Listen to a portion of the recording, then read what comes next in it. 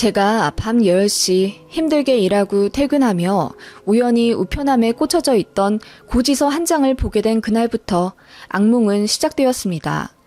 모든 게 밝혀진 그날, 시어머니와 남편의 표정이 잊혀지지가 않아 아직도 몸서리가 쳐질 정도입니다. 현재는 이혼한 상태지만 남자를 다시 만나 재혼하고 싶은 생각은 없네요. 여러분들도 항상 시댁과 남편을 철석같이 믿으며 살진 말라는 의미에서 이야기를 시작해볼까 합니다. 남편과 저는 회사에서 만난 사내 커플 출신 부부였습니다. 모든 것이 비슷했어요. 학벌, 연봉, 하다못해 양가 집안 재정적인 문제나 둘 다 홀 어머니를 모시고 살고 있었던 점, 하나씩만 있는 동생 등. 그래서 더 천생연분이라 생각했을지도 모릅니다. 다만 달랐던 점은 저희 친정엄마는 늘 저희 남매를 독립적으로 키우셨기 때문에 사랑은 주시되 간섭은 하지 않는 편이었고, 시어머니는 남편이 장남이라 그런지 아니면 원래 성격이 그러신지는 모르겠지만 신혼 지나고 나서부터 슬슬 저희에게 사소한 것부터 간섭하려 하기 시작하시더니 흔히 말해 시짜짓을 하시더군요. 주로 남편 걱정에서 비롯된 저를 향한 잔소리였습니다. 저와 남편은 그렇게 좋은 회사는 아니었지만 정년이 어느 정도 보장되는 중견기업이었고, 남편은 저보다 상대적으로 외근이 많은 영업직이었죠. 어머님은 늘 그 점에 대해 안타까워하셨습니다. 비나 눈이 오는 날에는 항상 아침에 저에게 전화를 하셨습니다. 오늘 날씨가 이렇게 안 좋은데 현준이는 오늘도 분당 지점에 간다냐? 네? 오늘 분당인지 서대문인지 저도 헷갈려서 잘 모르겠는데요.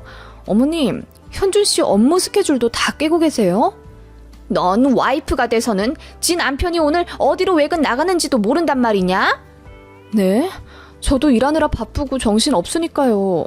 남편 오늘 일정까지 제가 어떻게 다 아나요? 너는 사무실에서 편하게 앉아서 일하는데 남편 좀 잘 챙겨.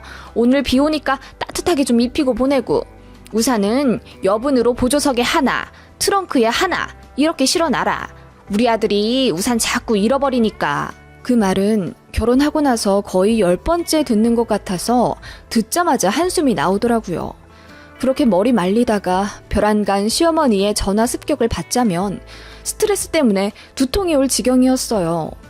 어머님은 남편에겐 전화 안 하시고 꼭 챙길 일 있으면 사소한 거라도 저한테 말씀하셨습니다. 당연히 남편과도 자주 다투게 되었었죠.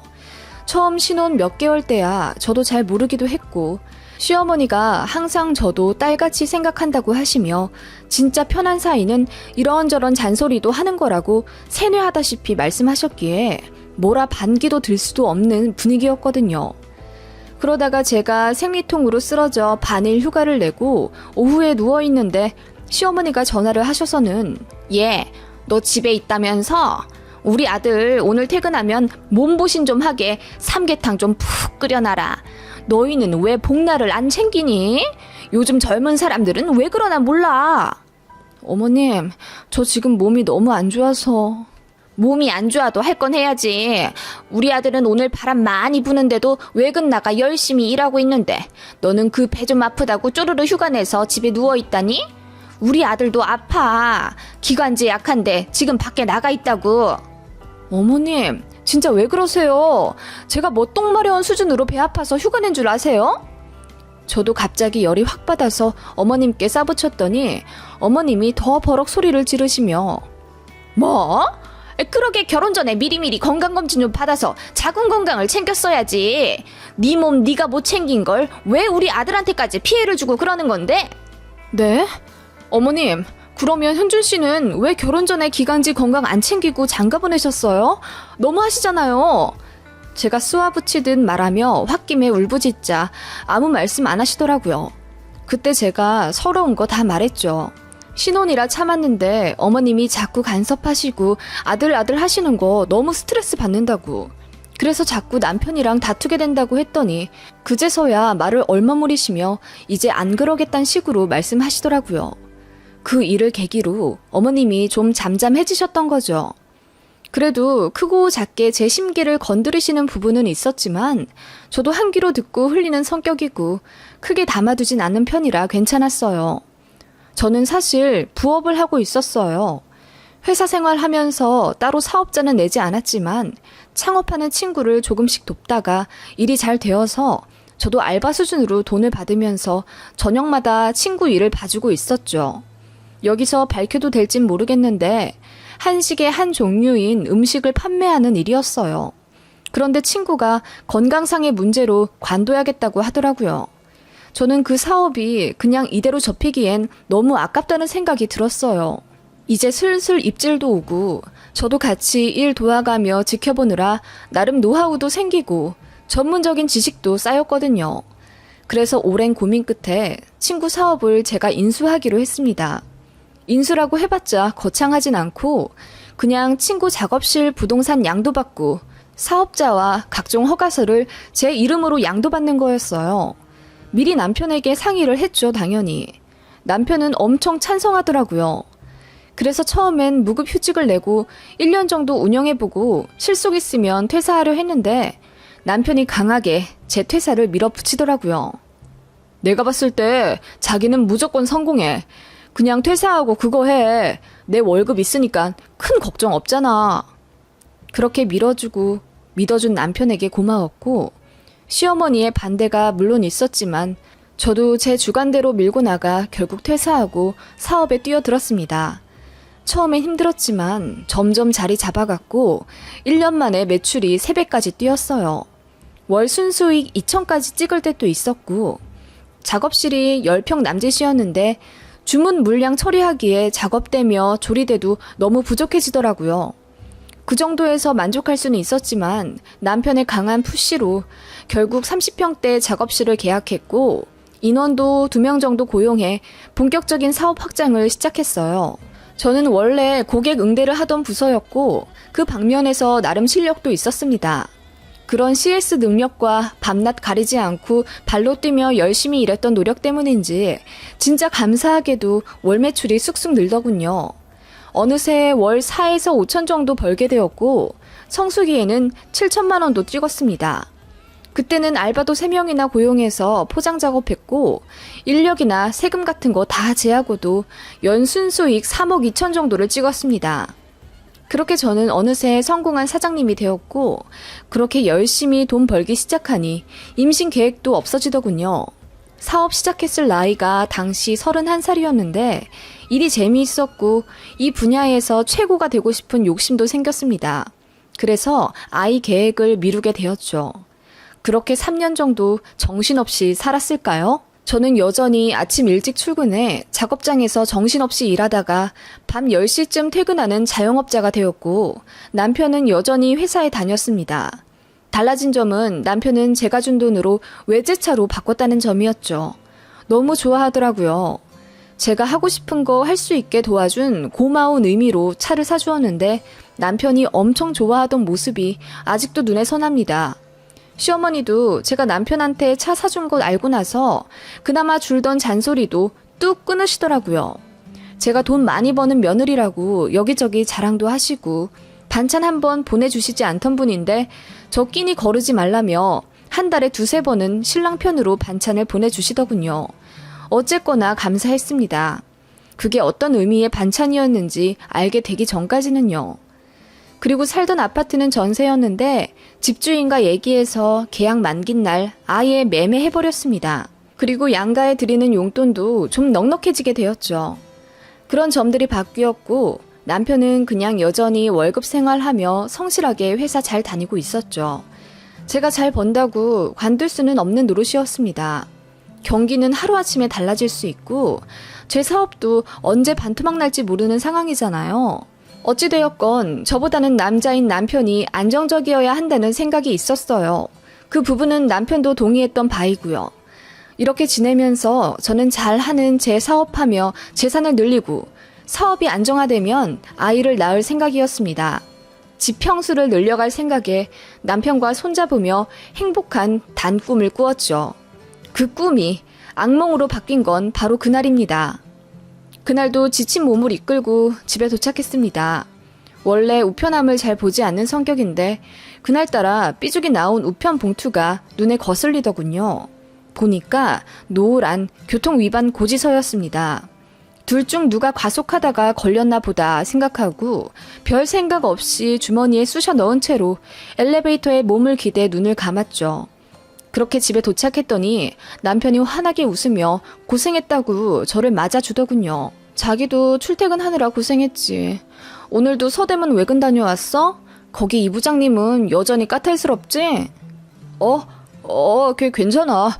자기가 더 고생이지. 자, 얼른 씻고 자자. 밥은 잘 챙겨 먹었지? 대충 먹었는데 생각 없어. 씻고 올게. 그렇게 씻고 나와 아까 가져온 고지서를 열어봤어요. 남편은 축구 보느라 정신 없었고요. 보니까 남편 차더라고요. 남편이 어린이 보호구역에 오랫동안 주차해서 위반 고지서가 날아온 거더라고요. 그런데 보니까 위치가 시댁 근처였습니다. 게다가 오전 9시쯤이었고요. 이 시간에는 남편이 회사에 있어야 하거든요. 외근을 가더라도 항상 점심시간 이후에 가지 오전엔 특별한 일이 있지 않으면 안 나갑니다. 게다가 시댁 근처는 다 주택가, 아파트 밀집 지역이라 외근 나갈 장소도 아니었고요. 보자마자 이상하다 싶어서 남편에게 이거 뭐냐고 했는데 남편이 축구 보느라 제 말을 못 듣더군요. 다행으로 생각하고 바로 입 다물어 고지서를 숨겼습니다. 이상하다 생각이 들었거든요. 남편에게 고지서 얘기는 더 하지 않았고 아무렇지 않은 척 저녁을 보냈습니다. 그렇게 아침이 되었고 늘 그렇듯이 제가 먼저 출근하느라 밖으로 나왔어요. 평소보다 일찍 나와 작업실 처리를 빠르게 하고 담당 직원에게 오전 일을 부탁하고 바로 나왔습니다. 심장이 밖으로 튀어나올 듯 뛰더군요. 그렇게 차를 몰고 그 고지서에 적힌 주소를 내비에 찍어 찾아갔어요. 역시나 시댁 근처 편의점 앞이었고요. 이상하다 생각이 들어 시댁 아파트로 갔습니다. 차는 멀리 대고 걸어서 갔어요. 차량 출입하려면 어머님한테 세대 호출해야 하는데 어머님 모르시게 가고 싶었거든요. 그렇게 조용히 시댁 문 앞까지 갔습니다. 문에 귀를 대보니 조용한 것 같더라고요. 그때 엘리베이터가 시댁층에 도착하는 소리가 들리길래 후다닥 계단으로 피해 숨었습니다. 어머님이 장을 잔뜩 보시고 집에 들어가시더라고요. 그런데 문이 열린 틈을 타 충격적인 장면을 목격하게 됩니다. 남편이 팬티바람으로 나와 어머님의 장바구니를 받아드는 게 그 찰나에 보였습니다. 순간 저는 정신이 멍해서 이게 뭐지? 하는 심정이었고 사태를 파악하느라 머리가 터질 것 같았어요. 그래서 문이 닫히고 저는 헛웃음 쳤어요. 그리고 남편에게 전화를 하니 시댁 현관 안쪽에서 남편의 벨소리가 들리더군요. 그러더니 남편과 어머님의 희미한 목소리로 엄마, 와이프한테 전화 왔어.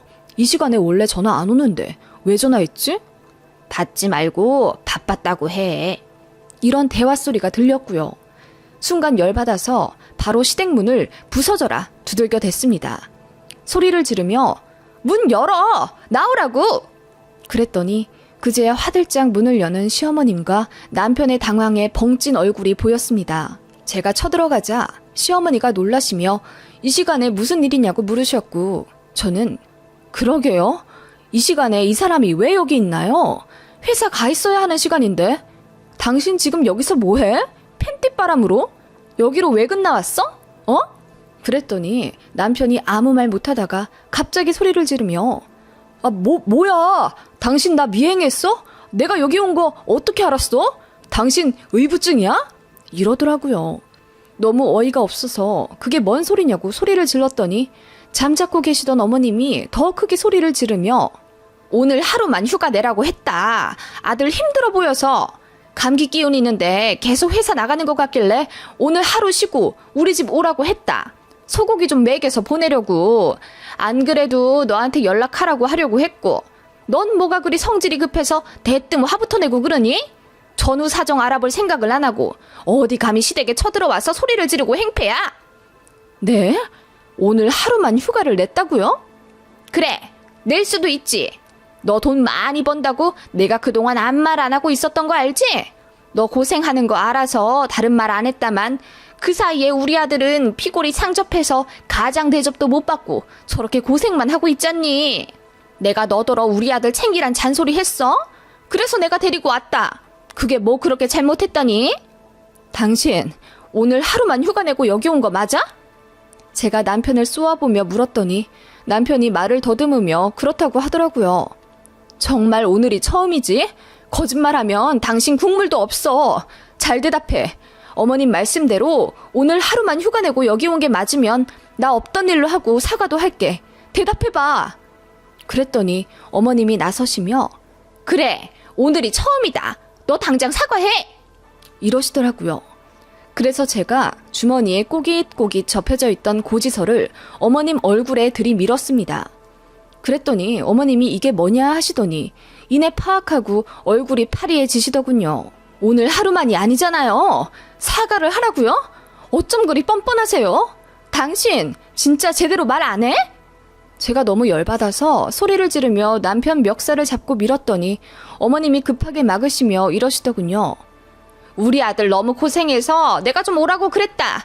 집에서 맨날 점심도 안 챙겨 먹고 라면이나 먹는 게 딱해서. 그래서 하루에 한 끼는 우리 집에서 좀 먹으라고 한 거야. 네? 이 사람이 집에서 밥을 왜 먹어요? 점심은 회사에서 먹죠. 제가 의아한 듯 묻자 어머님과 남편이 얼굴이 창백해져선 아무 말도 못하더라고요. 그 순간 저는 깨달았습니다. 이 사람 나한테 단단히 숨기고 있는 게 있구나. 그리고 회사 안 가는구나. 그제야 알게 된 거예요. 남편이 회사 관둔 걸 제가 알 수가 없었죠. 너무 바빴기도 했고 남편이 설마 회사를 몰래 관두고 얘기도 안 하고 있을 거라는 사실은 상상도 하지 못한 부분이거든요. 당신 회사 관뒀어? 제가 물으니 어머님이 우물쭈물 하시며 그래, 현준이는 계속 회사 다닌다고 했다. 얘는 잘못이 없어. 그러니까 화를 내더라도 나한테 내든가 해라. 그런데 그게 그렇게 화낼 일인지는 난 잘 모르겠다. 여자가 잘 버는데 굳이 남자가 일을 나가야겠냐? 넌 사장 소리 들으며 밑에 사람도 쓰면서 편하게 일하잖냐. 어머님, 그놈의 편하게 일한다는 소리 좀 그만하세요. 누가 편하게 일해요? 저는 회사 다닐 때도 편하게 일하지 않았고 지금도 죽을 똥 살 똥 힘들게 돈 벌며 주말도 없이 일하고 있는데 누가 대체 편하다는 거예요? 우리 아들은 사람 비위 맞춰가며 힘들게 운전하고 일하는데 너랑 어디 비교가 된다니? 이건 비단 내 아들이라서가 아니라 그냥 여자든 남자든 둘 중에 돈 많이 벌면 하나는 관두고 쉬는 거다. 원래 그런 거야. 어머님, 그러니까 어머님이 이 사람 회사 관두라고 종용하셨다는 거죠? 종용이라니? 너 참 말 이상하게 한다. 그냥 잠깐 쉬라고 한 거야. 아니, 자식 가진 어미 입장에서 그럴 수도 있지. 계속 잘못 없다 우겨대는 시어머니와 그 옆에서 바보같이 한마디도 못하고 입 꾹 다물고 있는 남편을 보니 복장이 터지겠더라고요. 당신 이렇게 엄마 말 듣고 살 거면 뭐하러 나랑 결혼했어? 그냥 집에서 엄마 밥이나 평생 먹으면서 살지. 왜 나랑 결혼해서 배우자 뒤통수 때리고 신뢰까지 저버리며 이러고 있냐고. 어? 아니 당신 돈 많이 버는 거 회사 사람들도 다 아는데 나보고 자꾸 셔터맨 하라고 부추기잖아. 그래서 당신은 뭐가 잘못된지 모르는 것 같아. 누가 옆에서 뭐라고 하든 어쨌든 사표 낸 사람은 당신인데 이렇게 계속 다른 사람 때문이라고 핑계만 대고 사과 한마디 안 할 거니? 그래도 우리 배우자 사이잖아. 숨기는 게 없어야지. 얘기하려고 했어. 그런데 왜 안 했는데? 제가 윽박지르자 옆에서 안절부절 못하던 어머님이 나서시더군요. 내가 하지 말라 그랬다. 얘 집에 있는 거 알면 네가 집안일 다 부려먹을까 봐. 아무리 그래도 남자인데 집에서 앞치마 메고 요리하고 설거지하고 빨래하고 아서라 아서. 난 그 꼴 절대 못 본다. 뭐라고요? 그럼 이 사람은 집에서 그냥 이렇게 빈둥빈둥 놀게 하려 하신 거예요? 네네, 놀다니. 운동도 시키라고 했지. 관둔 지 이제 겨우 3달 되었는데 좀만 더 쉬고. 3달이요? 3달 전에 관둔 거였다고요? 그랬어요. 남편은 연말정산 하자마자 모든 세금 서류 처리 다 하고 사표 낸 거였죠. 연말에 이것저것 처리하다 보면 본인이 회사 관둔 거 알게 되니 아주 치밀하게 시기 계획한 거였어요. 저 사업 잘 되기 시작하면서 어머님이 계속 남편한테 회사 간두라고 꼬셨다네요. 와이프가 이렇게 돈 잘 버는데 쥐꼬리만한 월급 받아봤자 뭐 있냐 하시며 그냥 집에서 쉬고 편하게 살으라고. 그러시면서 어머님이 저한테 반찬 보내주시며 저 힘내서 일하라고 응원해 주셨던 건가 봐요. 생전 챙겨주시지도 않던 분이요. 남편은 주변 사람들과 어머님 말만 듣고 홀라당 관둔 채 집에서 놀고 먹고 편하게 살면서 3개월 동안 저에게 연기했던 거고요. 그러면서 회사에 힘들었던 것 마냥 설거지도 안 하고 빈둥댔던 거예요. 아니, 퇴사를 할 수는 있습니다. 그렇다면 적어도 저랑 상의는 반드시 해야 했고, 그리고 가사일 분담도 딱딱 정해놔야 그게 부부죠. 어떻게 한 사람만 뼈 빠지게 일하고 한 사람만 그 돈 펑펑 쓰며 하루 종일 쉬고 놀 수 있나요? 남자랑 여자랑 바뀐 입장이어도 당연히 욕먹지 않나요? 전업주부도 아이는 키우고 아이를 키우지 않더라도 집안일을 합니다. 그런데 어머님 입장에 따르면 남편은 남자니까 아무것도 하지 말아야 한답니다. 그게 말이 되나요? 그렇게 미친 듯이 언성이 오갔고 저희 친정엄마도 알게 되셔서 시어머니께 찾아와 대판 싸웠습니다. 남편은 끝까지 고집 부리며 미안하단 소리 안 했고요. 그 꼴 보니 더 열받아 이혼하자고 했습니다. 사실상 신뢰도 모두 사라졌거든요. 이렇게 사람을 감쪽같이 속이는 재주가 있는 인간을 어떻게 제가 수십 년 함께 하나요? 이혼하자고 했더니 그제야 빌면서 한 번만 봐달라고 울고불고, 어머님도 사건 심각해지자 그제야 울고불고 다 본인 때문이라며 아들은 잘못 없다고 저더러 한 번만 봐달라네요. 이제 회사도 간두고 백수인데 어떻게 책임도 안 지고 이혼하려 하냐며 제 바짓가랑이 붙잡고 엉엉 우시더군요. 다 너무 질리고 정 떨어져서 그대로 변호사 선임해서 소송했습니다. 그렇게 진흙탕 싸움을 몇 개월 했고 결국 재산 분할 적절히 해서 갈라섰어요. 남편은 그 이후로 바로 취직하긴 했는데 이전보다 훨씬 연봉 적고 대우 안 좋은 데로 겨우 들어갔더군요. 결과적으로 더 힘든 직장을 다니게 된 거죠. 그 이후로 저는 그냥 혼자 살고 있습니다. 살던 아파트는 갈라서면서 정리했고 저는 작업장 근처 오피스텔에 살면서 그냥 맘 편히 편하게 지내고 있어요. 전 남편은 계속 후회한다면서 미안하다고 연락 오더라고요. 그때마다 쌍욕하면서 차단해도 번호 바꿔가면서까지 연락해서 더 질립니다. 스토커로 신고할까 생각 중이에요. 진짜 아무리 생각해도 황당합니다. 그렇게 끼고 살 거면 결혼을 시키지나 말지. 왜 아들이 독립된 가정의 한 가장이라는 걸 인정하지 못하시는 걸까요? 이해가 안 갑니다.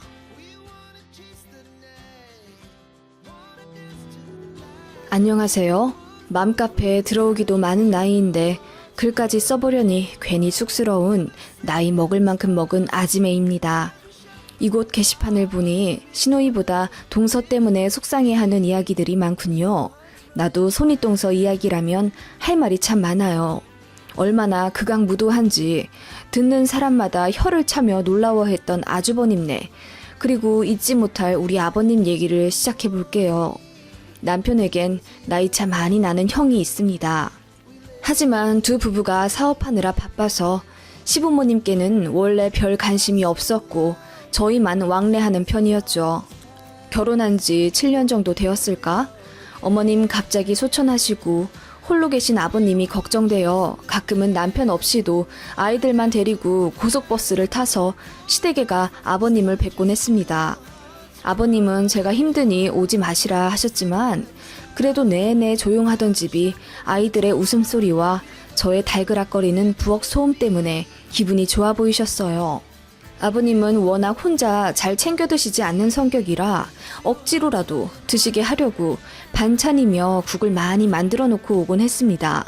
그것은 절대로 남편이나 아버님의 강요가 아닌 오롯이 제 의지였습니다.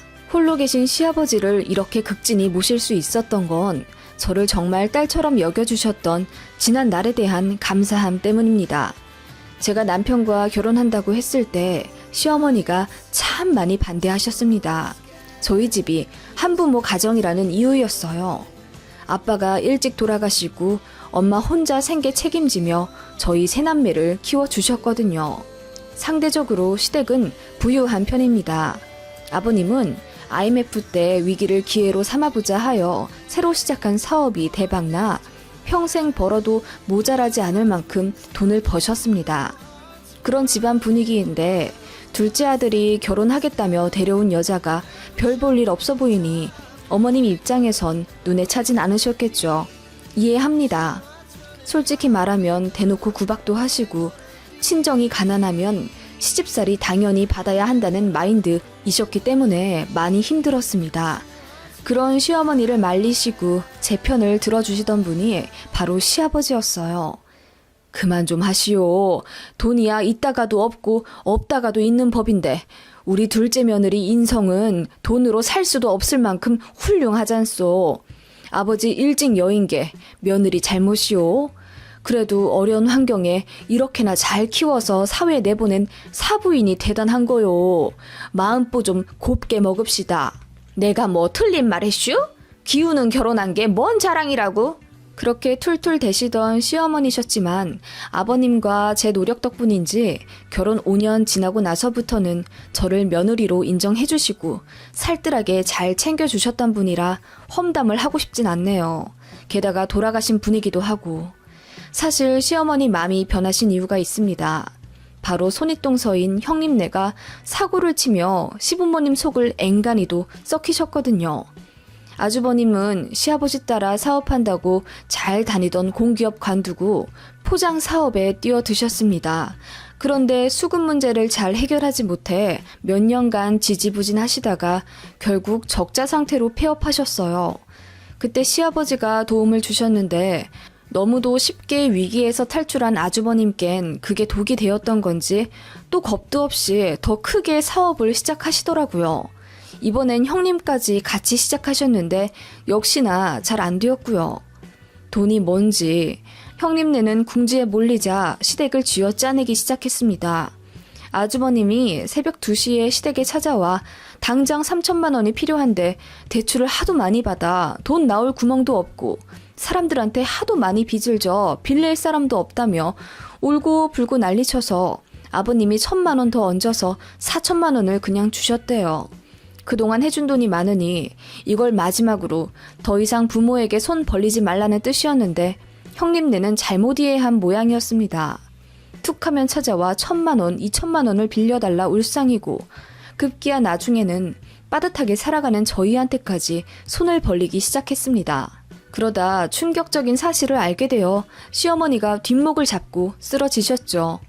돈 없다 노래를 부르던 형님네가 어느 틈에 서울에 그것도 한강뷰 32평짜리 아파트를 자가로 떡하니 매매해 놨더군요. 자기들 살 길을 다 알아서 해놓곤 그렇게 시부모님 노후 준비 돈까지 빼내가며 쥐어 짜냈던 것입니다. 그 사실 알고 시어머님은 형님네와 절연하겠다고 선언하셨는데 그때 스트레스를 너무 많이 받으셔서 앓고 계시던 당뇨가 너무 심해지셔서 합병증으로 2년 만에 주무시다 돌아가셨어요. 주무시다 돌아가신 건 다행이지만 돌아가시기 직전 한 달 정도는 눈도 거의 실명하셔선 저랑 아버님이 겨우겨우 거동을 도와드리곤 했습니다. 아무튼 그런 상태였고 아버님도 큰 아들네에게 너무 실망해서 자식은 저희만 있는 셈 치기로 하셨어요. 그렇게 저는 홀로 계신 아버님을 챙기며 산지 어느덧 몇십 년이 되었고 저희 아이들도 꼬꼬마에서 어느덧 다들 대학생이 되어 장성했습니다. 시간은 그렇게 아이들은 크고 어른들은 늙어가게 만들더군요. 정정하던 저희 시아버지가 중풍으로 쓰러지셨습니다. 대학병원에 모시고 가니 이미 왼팔과 왼쪽 다리는 쓸 수 없는 상태라고 하시더군요. 남편과 제가 아버님 손 한 짝씩 나누어 잡은 채 엉엉 우는데 정작 아버님은 다 굳어져 어색한 인매로 미소를 띠시더군요. 그렇게 아버님을 저희 집에 모시게 되었습니다. 저한테 미안해서 절대로 같이 살고 싶지 않다며 요양원에 가겠다고 고집 부리시는 걸 우리 아이들이 설득해서 집으로 모셨어요. 참 착한 애들입니다. 방이 하나 모자랐는데 아이 중 하나가 이게 웬 떡이냐 하며 학교 근처 원룸으로 독립하더군요. 할아버지, 나 할아버지 덕분에 따로 나가서 살아. 고마워. 이제 맨날 밤 늦게까지 게임해야지. 아싸. 해맑게 웃으며 철없이 말하는 큰아들 놈의 속내는 아마도 할아버지 마음속에 있는 미안함과 부담감을 조금이라도 덜어드리려 한 배려였겠죠. 그렇게 밤새도록 게임하겠다던 큰아들은 게임은커녕 늦게까지 알바하고 공부하며 제 앞가림 찾아가더군요. 아무튼 그렇게 중풍으로 쓰러진 시아버님을 집에 모셔 간호하게 되었습니다. 어렵지 않았다면 거짓말이겠죠. 따로 살며 주말마다 찾아뵙고 잘 지내시는지 봐드리는 것과는 완전히 다르더군요. 게다가 거동 자체가 불편하시며 제일 중요한 대소변 가리는 걸 봐드려야 하니 처음 몇 달은 여간 곤혹스러운 게 아니었습니다. 남편이 되도록 출퇴근 전후로 본인이 하려고는 했지만 저도 봐드려야 하니까요. 아버님은 너무나도 미안해 하셨지만 저는 애써 명량한 척하며 아빠, 뭐 어때요? 내가 진짜 딸 같다면서요. 아빠가 딸 기저귀 갈아주는 거랑 딸이 아빠 기저귀 갈아주는 거랑 뭐가 그렇게 다르다고요? 라며 아버님을 도리어 위로해드렸습니다. 저는 어머님 돌아가신 이후부터 시아버지께 아빠라고 불렀습니다. 그렇게 식단도 아버님 위주로 맞추고 틈틈이 재활운동과 매일 산책까지 제가 도맡아 극진히 간호해드리니 기적은 있는 건지 아버님 어눌하시던 말투도 돌아오시고 점점 손과 다리에 힘이 들어가시더군요. 대학병원에서도 이 정도면 몇 없는 확률이라 하시며 놀라워 하시더라고요. 제가 말했죠. 아빠, 다 제 덕분인 거 아시죠? 내가 보기 드문 효녀라 그래. 그게 무슨 소리야. 빨리 내 집에 가고 싶어서 내가 열심히 운동한 덕분이지. 저희는 그렇게 웃으면서 서로의 손을 잡으며 농담했지만 흘러나오는 눈물은 막을 길이 없더라고요. 그렇게 대학병원 로비에서 한참 울고 웃었던 기억이 나네요. 그런데 행복도 잠시 점차 회복하시던 아버님의 간 수치가 심상치 않더니 급기야 급성 간경화로 진행되고 말았습니다. 그렇게 점점 심각해지시며 식사도 잘 못하시더니 어느새 약으로는 치료가 힘든 수준까지 오게 되셨습니다. 수술로도 당연히 회복을 기대할 수 없는 수준이 되었고요. 그렇게 저희 집에서 모신 지 9년째 되던 해 아버님은 병원에 입원해서 고생하셨는데 담당 교수가 결국 호스피스로 전원을 권하시더군요. 예전 같으면 저한테 미안해서 가겠다고 하실 양반인데 아버님이 웬일로 안 가겠다 하시더라고요. 연주야, 조금만 더 고생해 줄 수 있느냐? 내가 죽을 때가 다 돼서 그런지 아님 노망이 났는지 이젠 니들이랑 떨어지기가 싫어서 그래. 아빠, 무슨 그런 말씀을 하세요. 당연한 거죠. 집에 가요. 아버님은 무슨 직감이라도 받으셨는지 저희와 한시도 떨어져 있기 싫다며 저희 집에 간다고 하시더군요.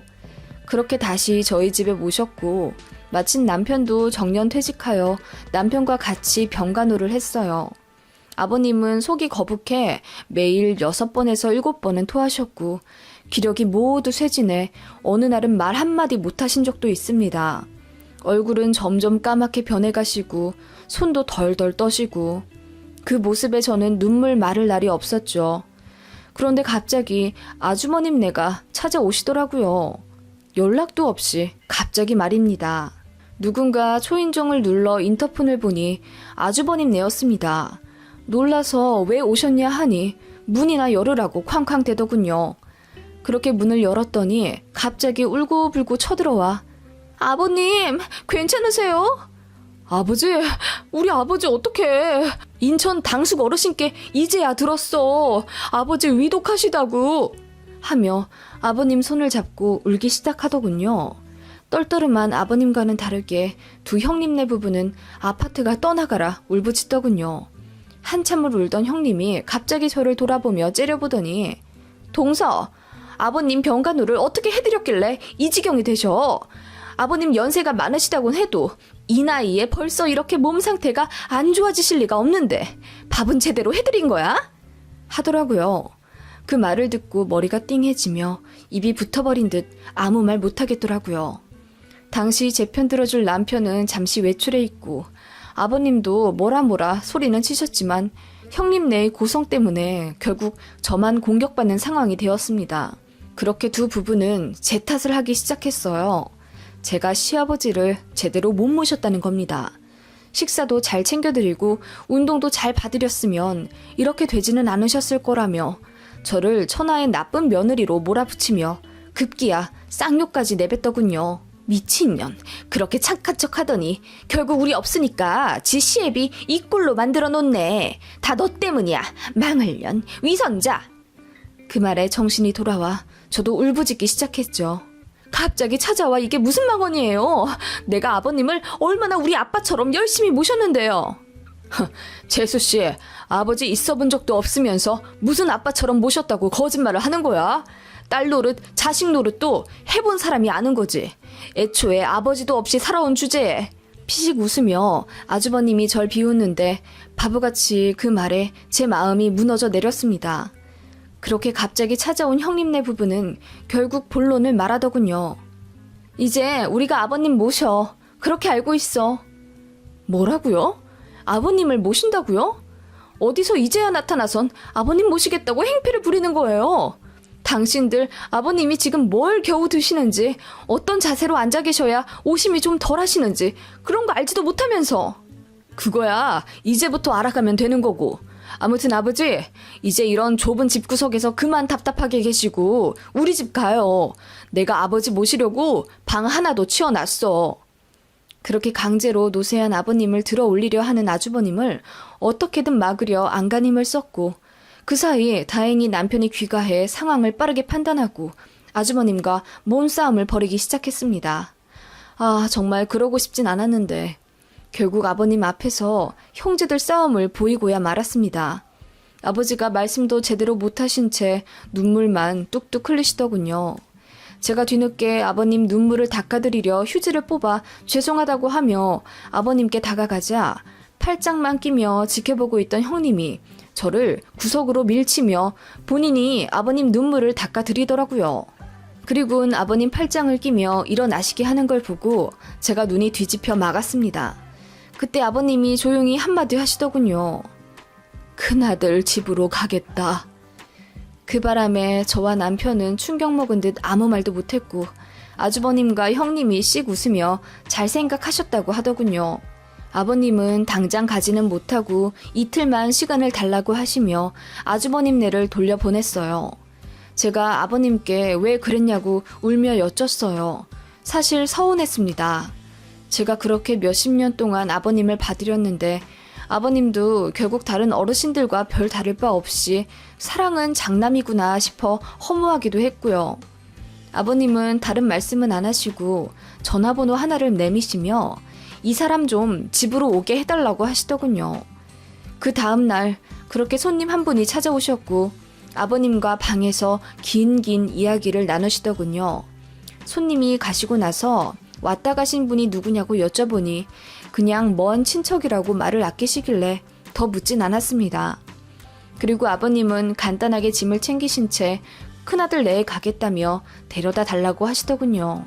저희는 가지 말라고 애원했지만 아버님은 의지가 굳건하셨어요. 어쩔 수 없이 아버님 약과 호흡에 치료한 의료기기들 그리고 쓰시던 장비를 챙겨서 형님네로 향했습니다. 형님 주소를 내비에 쳐 이윽고 당도하니 그곳은 매매가 30억이 넘는 아파트 대단지더군요. 형님 말로는 시부모님과 절연한 이후 사업이 급속도로 잘 되어 돈을 많이 벌었다고 하더군요. 아무튼 그렇게 아버님을 형님네에 모셔다 드리고 형님에게 아버님 관한 중요 사항들과 봐드려야 하는 매뉴얼들을 자세히 전달해드렸어요. 인수인계라고 해야 할지. 솔직히 형님네가 좋은 사람들이 아닌데 걱정이 안 될 리가 없잖아요. 아버님 여기다 맡기기는 죽어도 싫은데 아버님 고집이 상당하셔서 어쩔 수가 없었습니다. 아무튼 그렇게 마무리하고 아버님께도 고개 숙여 인사드리며 돌아서려는 찰나 아버님이 제 손을 잡으며 눈을 지그시 바라보시더라고요. 꼭 봄을 보듯이 저를 한참을 들여다보시더니 손을 토닥토닥 감싸 안으시며 그동안 고생 많았다. 너도 많이 늙었구나. 이제라도 편하게 살아라. 내가 원하는 건 이제 그것뿐이다. 하시더라고요. 언제는 저희랑 떨어지기 싫다고 호스피스도 안 가시겠다 하더니 이제는 큰아들네한테 가신다 해서 마음이 조금은 섭섭했는데 그렇게 말씀하시니 억장이 무너지더군요. 그렇게 펑펑 울며 집으로 돌아왔고 아버님이 걱정되어 아주버님과 형님네한테 전화를 하니 잘 계신다고만 하더라고요. 그렇게 아버님을 형님네로 모셔다 드린 지 2달 좀 되었을까? 오전에 갑자기 전화가 와서 받으니 형님이었습니다. 동서, 여기 아산병원 응급실이야. 아버님이 숨을 잘 못 쉬셔서 급하게 왔어. 아버님이 동서 찾으신다. 빨리 와. 그 말에 남편과 미친 사람처럼 택시를 잡아타고 병원으로 갔습니다. 아버님은 그 사이 산소 포화도가 급격히 안 좋아져 중환자실로 옮겨가셨더군요. 의사 얘기 들어보니 몇 주 전에도 한번 병원에 실려 오셨나 봐요. 그때도 이미 복수가 많이 차 있는 상황이라 기도 호흡과 물 섭취조차도 힘드셨는데 아버님이 죽어도 입원 안 하시겠다고 했나 봐요. 형님이 저한테 연락해보겠다고 했는데도 절대 그러지 마시라고 하셨답니다. 무조건 잘 지낸다고만 말하라 하셨다면서 자기가 거짓말한다고 생각할까봐 증거도 남겨놨다며 저한테 보여주더라고요. 녹음본 들어보니 정말로 아버님이 아주 작은 목소리로 연주한테는 잘 지낸다고만 말하라 시키시는 아버님 음성이 담겨 있었어요. 그 목소리 듣자마자 눈물이 너무 났어요. 어떻게든 우겨서 우리가 모실 걸, 형님네 못 가게 할 걸, 그런 후회가 들었습니다. 저희는 그래도 아버님이 큰아들이랑 연 끊었던 것에 대해 내심 마음이 아파서 마지막 얼마간은 같이 살고 싶어 하셨나 보다 생각했거든요. 아버님은 그렇게 중환자실에서 결국 눈을 감으셨습니다. 마지막 의식 남아 계셨을 때 그렇게 저를 찾으셨다는데 조금만 더 견뎌주시지 하는 원망과 사무치는 그리움, 그리고 가슴 가득한 죄송함 때문에 숨조차 못 쉴 정도로 눈물이 나더군요. 3일장을 어떻게 치렀는지도 기억이 안 납니다.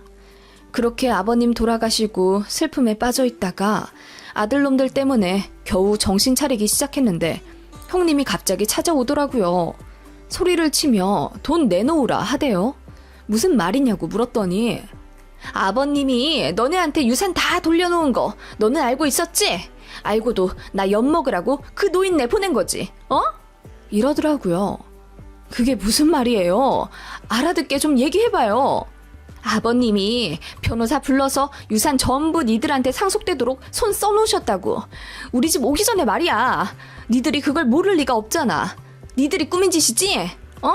돈 내놔. 돈 내놓으라고. 아버님이 저번에 먼 친척이라며 집에 들이셨던 손님이 알고 보니 아버님 전담 변호사였더라고요.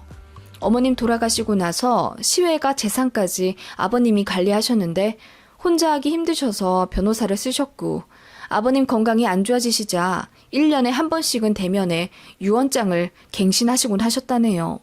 아버님은 유산을 상속받을 권한이 전적으로 저에게 있다는 증빙 자료를 꾸준히 모으고 계셨고 형님네 집에 가시기 전에 유언장을 그렇게 정리하시고 계셨던 거예요. 믿기 힘들었지만 아버님의 유언대로라면 제 명의로 아버님 살고 계셨던 20평대 아파트를 돌리고 현금 자산 12억 5천만 원가량 상속받게 되었고 남편과 아들들 명의로 각각 3에서 5억 정도씩 유산을 상속받도록 정리해 놓으셨더라고요. 아주버님 네한테는 아버님 타고 다니던 낡은 지프차 한 대 넘긴다고 남기셨더라고요. 폐차 권고라는 말과 함께요. 그 말 듣자마자 솔직히 웃음이 나더군요. 평소 유머러스 하시던 아버님 모습이 생각나서요. 아버님이 형님네한테 몇 억씩 주시며 이제 정말 돈 없다고 하셔서 남은 재산이 그렇게 많으신 줄은 몰랐는데 알고 보니 갈 곳 없는 시외가 재산까지 합쳐서 저희한테 상속해 주신 거더라고요. 아주버님네는 법대로 가겠다며 소송을 했지만 결국 아무 소용이 없었습니다. 일전에 아버님 편찮으신 거 뒤늦게 당숙 어르신께 연락받아 찾아왔다고 한 것도 거짓말이었어요. 형님네는 쭉 알고 있었던 겁니다. 아버님 중풍으로 쓰러지셔서 거동 불편하셨을 때도 다 알면서 연락하지 않았어요. 자기네들 피곤해질까 봐요. 그렇게 지켜만 보다가 아버님 병환 깊어지시면서 뒤늦게 알게 되었다고 거짓말까지 하면서 불이 나게 온 겁니다. 그리고 아버님 살살 달래서 남은 집이라도 본인들이 가져가려고 했는데 그 결과 집도 숨겨진 재산도 모두 허공으로 날아가게 된 거죠. 모종에는 임종에 모신 건 자기네라며 그걸 내세우며 항소했는데 결국 기각되었어요. 아버님의 유언대로라면 저는 30년 가까이 아버님을 모셨고 형님네는 겨우 2개월 모셨고 아버님의 상세한 설명에 따르면 형님과 저의 간호 희생이 비교가 되지 못할 만큼 제가 극진했다며 여러 증거를 남겨놓으셨기 때문입니다.